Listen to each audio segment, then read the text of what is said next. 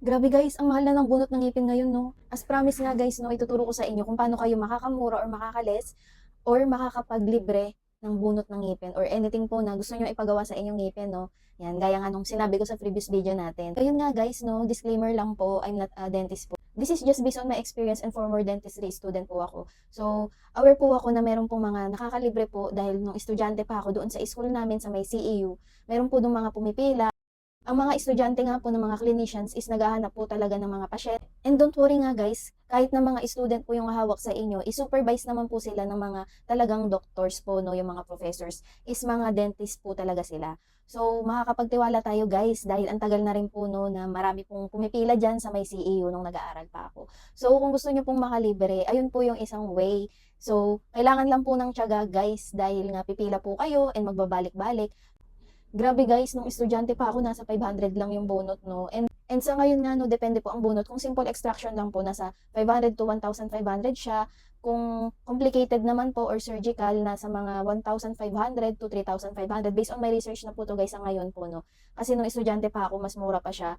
So ngayon, yung mga molars naman po, lalo na kung kailangan po niya na i-surgical dahil impacted tooth po siya or mga nakatabingi, hindi po normal yung tubo niya.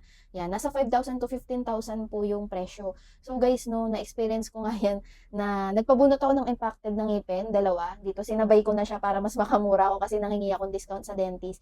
So bali guys, isa pang technique dyan is, yan, pwede po kayong mag-inquire muna sa mga dentist. Usually naman po kapag ayan, meron na kayong x-ray, ang mangyayari po niyan is i-canvas nyo muna kung magkano po yung price po nila ng bunot doon. So ako, ang ginawa ko is nag-canvas po muna ako. So yung isa kong ngipin, siya, nasa 2,500, tapos yung isa 7,500. So siya po yung pinakamura kong na-canvas dahil yung iba nga aabot pa ako ng 20K nung time na yun. So, mahal na po siya talaga ngayon and grabe nga guys, yung papa ko is sa ngayon nagpa-check siya is nasa 1,800 po yung molar or yung bagang na bubunutin sa kanya.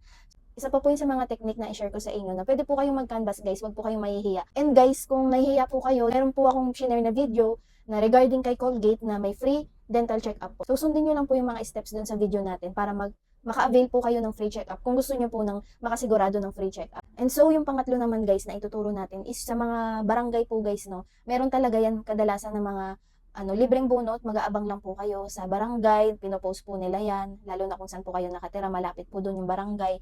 Yan, makikita nyo naman po, no, madalas yan sa covered court, yan, may mga palibreng bunot sila ng ngipin, yan. Or i-inquire nyo po guys sa mga center natin dyan, sa mga barangay.